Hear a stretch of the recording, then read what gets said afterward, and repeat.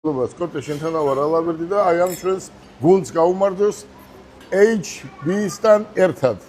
ხوارებელს, ვინც მათე მოტორში ავტომობილები შეიძინა, შეუძლია უკვე დღეიდან ეს არის უყურე HB-ს რესტორანი. ერთი სიტყვით აი აქ შეგვიძლია ჩვენ დავტენოთ 6 ავტომობილი.